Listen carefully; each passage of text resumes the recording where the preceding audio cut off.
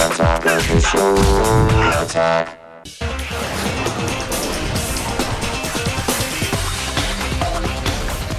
us tonight from San Francisco is Wagner James Au, editor of New World Notes, a very popular Second Life blog, and from New York, staff writer for Forbes.com, David E. Walt. Gentlemen, welcome to The Loop. David, I'd like to start with you. We asked our viewers a very simple question. We said, Second Life, is it smoke and mirrors? You know, over 70% say yes. Do you agree or disagree with them? Second Life is all smoke, mirrors, and guys trying to have cyber sex with each other. I mean, it's really overblown. I mean, they say they have 3 million residents, but they're counting everybody who ever downloaded the program, even if they never ran it or even if their graphics card didn't support it. I mean, mostly it's like 20,000 people who are regular users. They're not really building a new world economy. This is not the metaverse. It's really just a lot of hype. Yeah, James, how do you react when people say, listen, there's only 20,000 people here. There's more waiting in line for Space Mountain at Disneyland for that? I'd say you actually haven't checked the figures. That 20,000 was maximum concurrency for last month. It's actually about 30,000 now. And so over a 24-hour period, because come on. Over a 24-hour period, you're talking 200, 250,000 people who come in over a 24-hour period. And really, the thing is, when you're talking about a concurrency that's jumped within about 10,000 new people in terms of maximum concurrency, and the rule of thumb is about 10% of the active user base is the concurrency. So we'll say about 300,000 are the active users who come in on a regular basis. So that's the one thing. The other thing, I had a question when I read this dude's post. How much time have you actually spent in Second Life? Yeah, David, you wrote a very lengthy article on Forbes. I walked away. He said, I walked away after 10 minutes. Yeah. So I was like, well, have you actually just spent 10 minutes? Oh, yeah, no, I go back a lot. I'm really excited about the whole idea.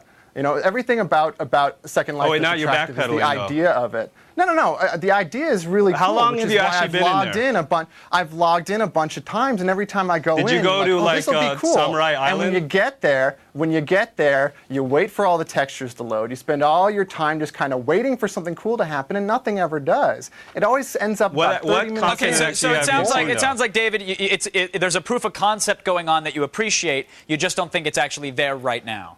Exactly. I appreciate the idea, and this is a cool test bed for ideas that in the future may pay out into something really cool. And David, right now, let me stop you real quick because a lot of people do say it's a test bed, yet for being a test bed, you've got so many major companies and presidential campaigns now. They're opening up shop in Second Life.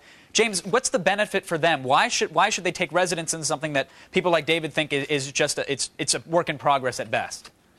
Yeah, really, at this point, you're talking about the early adopters who are coming in, and it's very much like a blogging community. You're talking about the people that are really technical savvy, they're the people that are really interested in creating content, and much like the bloggers were a few years before the last presidential election, it would have seemed bizarre that you would try to appeal to the blogging community in, say, 2002, 2003, and then by the time 2004, certainly now, the blogging community is kind of essential to running an election. I would say the same thing with Second Life. You're looking at a relatively small segment. Let me finish. You're talking about a relatively small segment of people, but still, these are the people that are the most engaged with technology in society. All right, David, you seem to disagree with that? If you were in there more, you'd probably notice that. Yeah, no, it's what it is that there's this edge about it right now. It's something that older people can kind of wrap their heads on, like, ooh, this is cool, it's cutting edge.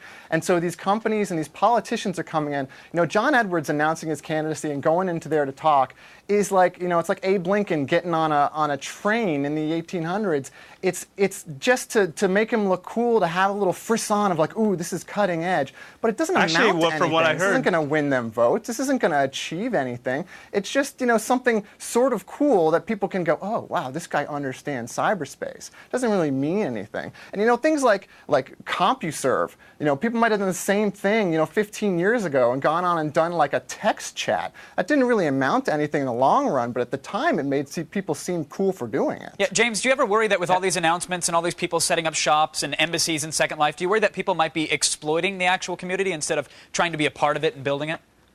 Well, I'd say one thing to consider, and this is the true consideration about whether it's overhyped or not is a lot of companies, it's sort of replicating the dot-com boom. They're sort of going, oh my God, we got to get into Second Life. And they're just throwing money blindly, at least in last year. And they're just kind of going nuts, and they're putting up a lot of content that just is not engaging. They're getting really smart about it now. They're starting to improve that. But that's a lot of the backlash, I think, was just looking at some of these sites. And I've reported about them.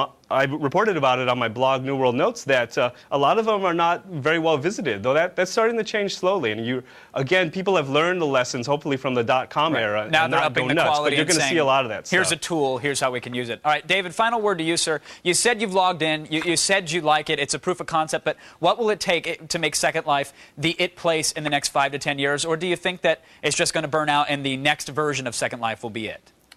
Look, Second Life's going to continue to be a niche thing. There's been cool virtual communities like this in the past. I mean, you can look at Moos and Mushes and stuff like that. And they've all been kind of cool and had interesting people, but they never amounted to anything. We're still several generations away from one of these virtual worlds that really amounts to something big.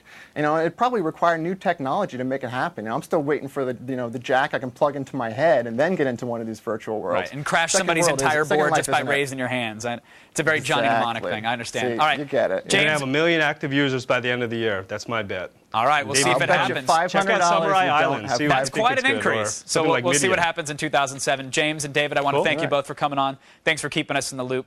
Look, companies and politicians, they can do anything they want in Second Life, and it might seem like a good idea and get them a good press release. That's great, and it might make them look more cutting edge.